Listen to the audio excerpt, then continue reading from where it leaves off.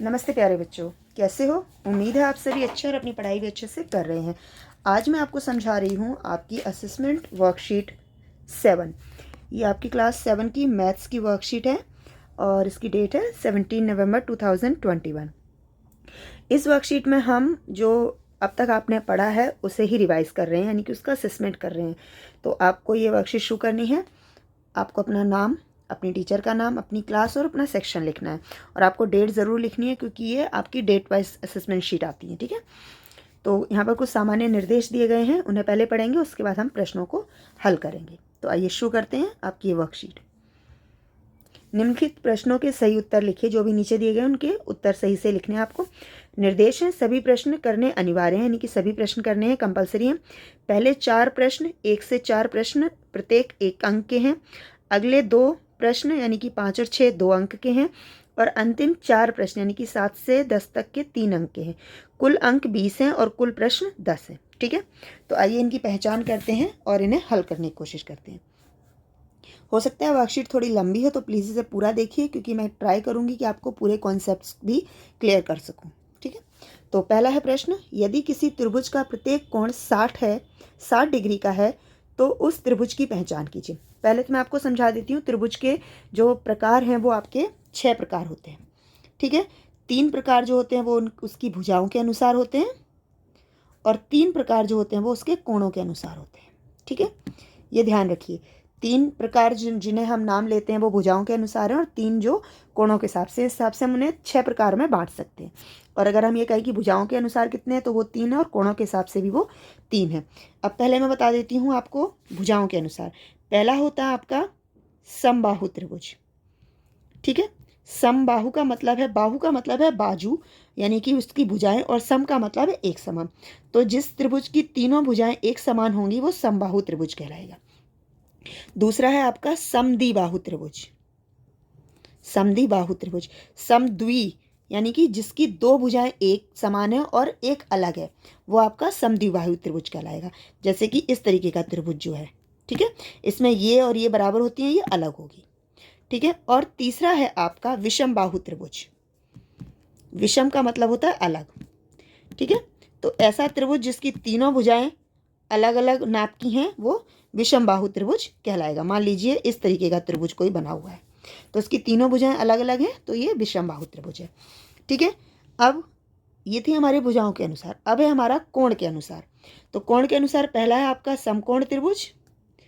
समकोण मतलब जिसमें एक कोण 90 डिग्री का है और बाकी अलग अलग हैं। दूसरा है न्यून कोण त्रिभुज। न्यून कोण त्रिभुज जिसमें, जस्ट वेट, न्यून कोण जिसमें सभी कोण 90 से कम के हैं। ठीक है, 90 डिग्री से कम है, कम। और तीसरा है अधिक कोण त्रिभुज।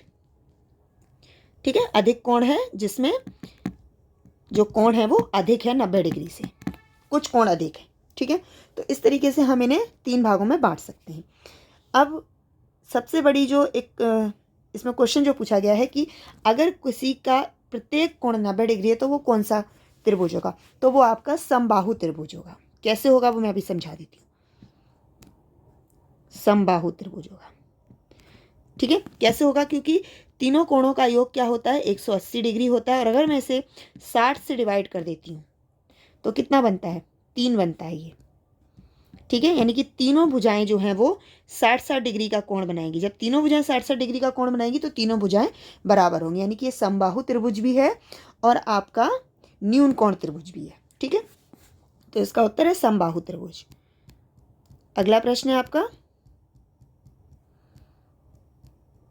देखिए, उस त्रिभुज का नाम लिखिए जिसकी कोई भी भुजा बराबर नहीं है। जिसकी कोई भी भुजा बराबर नहीं होती उसे हम कहते हैं विषम बाहु त्रिभुज। मैंने अभी आपको समझाया था, विषम बाहु त्रिभुज। ठीक है, एक समतल में त्रिभुज के तीनों कोणों के माप का योग कितना होगा, वो होगा आपका 180 डिग्री। ठीक है, 180 डिग्री जिस कोण का माप होगा वही रेखाएं मिलकर आपस में एक त्रिभुज बना सकती हैं। अगला प्रश्न देख लीजिए, यदि कोण x 40 डिग्री, कोण y 132 डिग्री और कोण z 48 डिग्री है तो ज्ञात कीजिए और लिखिए कि क्या एक त्रिभुज XYZ बनाया जा सकता है। तो मैंने कहा त्रिभुज के तीनों कोणों का योग कितना होता है, 180 होता है। तो हम इन तीनों कोणों का प्लस कर लेते हैं, यानी कि कोण x प्लस कोण y प्लस कोण z। तो ये कितना है, 40 जमा 132 प्लस 48। इसे हम ऐड करते हैं और अगर इसका जो टोटल है वो 180 आ जाता है तो ये त्रिभुज बन सकता है। तो जोड़ लेते हैं, मैं यहाँ लिख कर दिखा देती हूँ। 132 प्लस 48 प्लस 40, 4 और 2 8 और 2 10, 1 हासिल, 4 4 8 और 4 3 12 यानी कि 2 हासिल 1 यानी कि 2। ये 220 डिग्री इसका टोटल जोड़ बन रहा है, तो ये कोण नहीं बन सकता है। तो हम क्या कहेंगे, ये त्रिभुज नहीं बन सकता है क्योंकि इसके कोणों का योग कितना आ रहा है, 220 आ रहा है, और जबकि एक त्रिभुज के तीनों कोणों का योग 180 से अधिक नहीं होता है। ठीक है, तो आप यही लिखेंगे,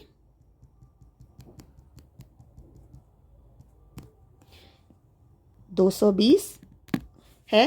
अब लिखेंगे तीनों कोणों का योग, तीनों कोणों का योग 180 डिग्री से अधिक है, अतः त्रिभुज नहीं बन सकता, अतः त्रिभुज नहीं बन सकता। ठीक है, तो आप अपनी भाषा में लिख लीजिएगा। पहले ये कोणों का योग दिखा दीजिएगा, उसके नीचे लिख दीजिएगा तीनों कोणों का योग 180 डिग्री से अधिक है, इसलिए त्रिभुज नहीं बन सकता। ठीक है, तो अब आगे देखते हैं प्रश्न नंबर 5। यदि समकोण त्रिभुज में एक कोण 38 डिग्री का है तो तीसरे कोण का माप ज्ञात कीजिए। सबसे पहले तो उन्होंने बता दिया कि वो समकोण है, तो समकोण का माप कितना होता है, 90 डिग्री। एक कोण दिया हुआ है तो वो कितना है हमारा, 38 डिग्री। तो हमें तीसरा कोण निकालना है ना, तीसरा कोण। तो वो कैसे निकालेंगे उसको, अगर हम यहाँ पे x कंसिडर कर लेते हैं तो हम पहले लिखेंगे तीनों कोणों का योग। तीनों कोणों का योग कितना होता है, एक त्रिभुज के तीनों कोणों का योग 180 होता है। ठीक है, 180 है। तो अगर हमारे पास एक कोण दिया गया है, मान लीजिए कोण A प्लस कोण B प्लस कोण C, इसे मैं C कंसिडर कर लेती हूँ अगर, तो 90 प्लस 38 प्लस कोण C और बराबर में आपका 180 है। इन दोनों को प्लस कर लेंगे तो कितना आ जाएगा, 180 बराबर कितना आएगा, 9 10 11 12, 128। और अब हमें तीसरा कोण निकालना है, कोण C निकालना है, तो हम क्या करेंगे, 180 माइनस 128। तो इसका जो भी आंसर होगा वो आपको यहाँ पर लिख देना है। इसका क्या आंसर होगा, इसका आंसर मैं थोड़ा ऊपर लिख देती हूँ, यहाँ पे माइनस भी करके दिखाई थी। 180 माइनस 128, 2 7 में से 2 जाएंगे 5, यानी कि तीसरा कोण कितने डिग्री का होगा, 52 डिग्री का होगा। समझ आया, 90 में 38 प्लस किए तो कितना है, 128। ठीक है, 128 को हमने 180 में से माइनस कर दिया है, तो हमारा आंसर आ रहा है 52।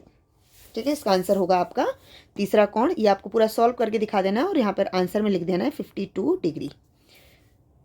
आई होप आपको समझ आया होगा, फटाफट से देख कर लीजिए इसे भी। अब प्रश्न नंबर 6 है, दी गई त्रिभुज की आकृति में x का मान ज्ञात कीजिए। अब यहाँ देखिए, इस आकृति में आपको x का मान ज्ञात करना है, यानी कि ये कोण दिया गया इसका मान ज्ञात करना है। तो इसका कोण का माप ज्ञात करने के लिए हमें पहले इस कोण का माप करना होगा, क्योंकि आपको पता है कि एक जो रिजु कोण होता है वो कितना डिग्री का होता है, 180 डिग्री का होता है। अगर मैं इसे एक रिजु कोण कंसिडर कर दूं तो ये जितना होगा और टोटल में से जब हम माइनस करेंगे तो हमें x का मान निकल जाएगा। तो सबसे पहले हम इस त्रिभुज को नाम दे देते हैं A B C और इस वाली रेखा को देते हैं D। तो हमें इसमें से ACB कोण निकालना है। तो हम कहेंगे कोण A बराबर कितना है, 60, कोण B बराबर कितना है, 65, तो और कोण C निकालेंगे हम इसमें से। कोण C हमारा मान लीजिए x है, तो तीनों का योग कितना होता है, A plus B plus C बराबर होगा 180। और यहाँ पर हम लिख लेते हैं 60 plus 65 plus C is equal to 180। ये हो जाएगा आपका 125 प्लस 125 प्लस कोण सी बराबर 180। ठीक है, अब हम 180 में से 125 को माइनस कर देंगे। तो हम 80 में से जब 125 को माइनस करेंगे तो 5 और 7 में से 2 जाएंगे तो 5, यानी कि 55 डिग्री का आपका ये एंगल आ गया 55 डिग्री का। जब ये एंगल 55 डिग्री का आ गया, यानी कि अब हमें क्या निकालना है, कोण x निकालना है। तो कोण x कैसे निकलेगा, कोण BCD बराबर कितना होगा 180, उसमें से हमारे पास कोण C जो है वो है 55 डिग्री, तो कोण C है 55 डिग्री। तो अब हम क्या करेंगे, 180 माइनस 55 इज इक्वल टू करने पर हमारा कोण x निकल आएगा। अब इसको माइनस कर देते हैं, 10 में से 5 गई 5, 7 में से 2 गई, 7 में से 5 गई 2 और 1, ये बनेगा आपका 125 डिग्री का एंगल। ठीक है, इसे हम इस तरीके से सॉल्व करेंगे। अगला प्रश्न है, दी गई त्रिभुज की आकृति में भुजा AC की लंबाई ज्ञात करो। आप लोगों ने शायद पहले से ही पाइथागोरस प्रमेय पढ़ ली होगी। पाइथागोरस प्रमेय में क्या होता है, लंब जमा आधार, लंब स्क्वायर जमा आधार स्क्वायर बराबर होता है हाइपोटेनस का स्क्वायर, है ना। तो चलिए मैं आपको ये भी समझा देती हूँ। अब यहाँ पर क्या होता है, ये आपका लंब होता है, ये आपका आधार और ये आपका विकर्ण, जिसे हम हाइपोटेनस कहते हैं। ठीक है, यानी कि हम क्या लेते थे फॉर्मूले में, L square plus B square is equal to H square. ये L, ये B और ये H। ठीक है, ये हमारी पाइथागोरस की प्रमेय होती है। चलिए इसमें देख लेते हैं, शुरुआत करते हैं। हमारा जो यानी कि AB की लेंथ है वो है 9 सेंटीमीटर, फिर है BC की लेंथ 12 सेंटीमीटर, और हमें निकालनी किसकी है, AC की लेंथ, ये हमें फाइंड आउट करनी है। ठीक है, यहाँ पर मैं लिख देती हूँ, ये हमारा फॉर्मूला क्या बनेगा, AC square is equal to AB square plus BC square, यानी कि इस फॉर्मूला है H square L square plus B square. अब यहाँ पर हम रखते जाएंगे, H स्क्वायर को H स्क्वायर में रखेंगे, L की वैल्यू क्या है हमारे पास, 9 का स्क्वायर जमा 12 का स्क्वायर। 9 का स्क्वायर होता है 81 और 12 का स्क्वायर होता है 144। ठीक है, जब हम इसे प्लस करेंगे तो कितना बनेगा, 4 और 1 5, 8 और 4 12, ये 225, और 225 जो स्क्वायर होता है वो किसका स्क्वायर होता है, H स्क्वायर बराबर आ गया आपका 225। अब यहाँ का जो H है के ऊपर स्क्वायर के फॉर्म में चला जाएगा, और 225 होता है 15 का स्क्वायर, यानी कि आंसर होगा 15 सेंटीमीटर। ठीक है, ये वाली जो लाइन आएगी आपकी वो 15 सेंटीमीटर की। आप कर देख लीजिए, 225 जो होता है वो 15 का ही स्क्वायर बनता है। ठीक है, तो अब आगे बढ़ते हैं। चलिए अब हम करते हैं प्रश्न नंबर 8। प्रश्न नंबर 8 जो है वो आपकी एक केस स्टडी है, प्रश्न संख्या 8 से प्रश्न संख्या 10 तक। ठीक है, आपको ये जो पिक्चर दी गई है इसमें आपको पाइथागोरस प्रमेय ही लगाकर और कोणों का मान ही निकालना है। ठीक है, और हाइट निकालनी है। तो आइए पहले हम इसको पढ़ लेते हैं क्या दिया गया है। एक फायर फाइटर एक बचाव कर्मी होता है जिसे आग बुझाने में प्रशिक्षित किया जाता है, जिसे हम फायरमैन भी कहते हैं ना, जो हम फायर ब्रिगेड का आदमी कहते हैं वो। यह मुख्य रूप से खतरनाक आग को बुझाने के लिए जो हमारे जीवन, संपत्ति और पर्यावरण को खतरे में डालता है, वह लोगों और जानवरों को खतरनाक स्थितियों से भी बचाता है। तस्वीर में एक फायर फाइटर सीढ़ी पर चढ़ते हुए एक इमारत में आग बुझाने की कोशिश कर रहा है। तो उससे हमें निम्नलिखित प्रश्नों के उत्तर देने हैं। सबसे पहले आप देख लीजिए, ये फायर फाइटर, उसने एक ये सीढ़ी लगाई हुई है, ये बिल्डिंग है और ये इस तरीके से उसकी सीढ़ी लगी हुई है। ठीक है, अब हम देखते हैं हमारे पास पहला प्रश्न क्या है। अब एक चीज़ और समझा देती हूँ कि ज़मीन से उस सीढ़ी तक की जो हाइट है वो 8 फीट है, और ज़मीन से ये सीढ़ी ज़मीन पर जहाँ लगी है वो 6 फीट है, और जो ये कोण बना रही है ये 50 डिग्री का बना रही है। ठीक है, अब आगे देखते हैं। दीवार और सीढ़ी के बीच का क्या कोण है, दीवार और सीढ़ी के बीच का कोण है।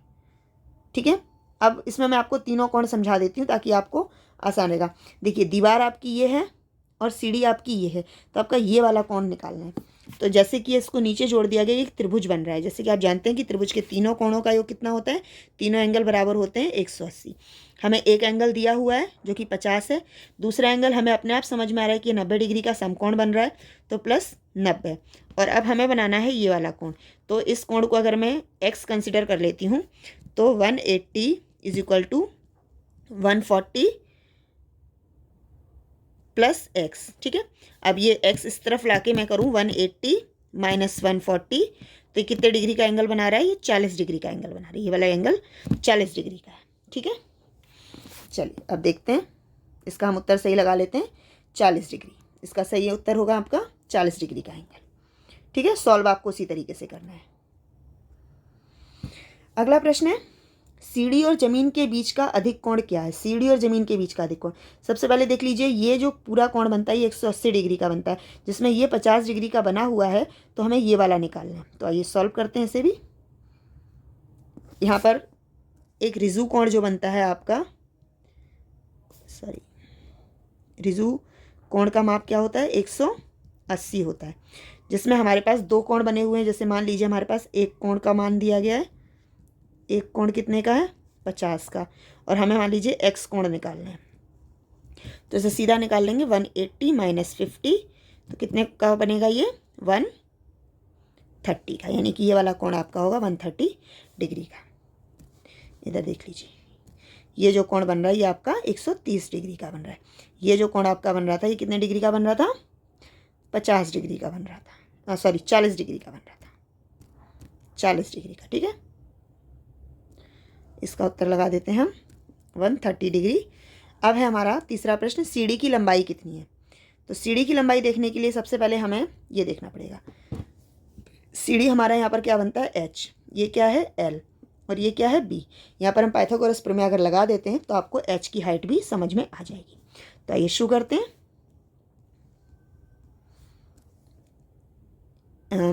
सबसे पहले हम लिखते हैं लंब।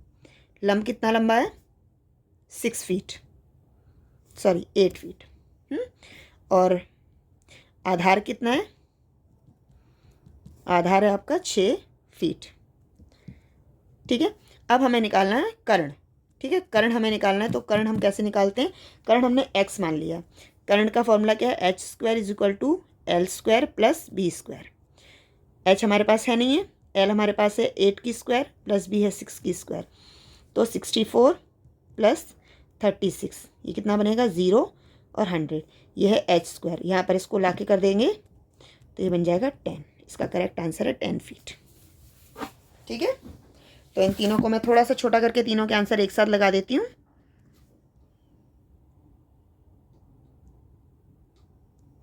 इसका आंसर है 40, इसका आंसर है 130 और इसका आंसर है 10। So I hope this worksheet helps you a lot.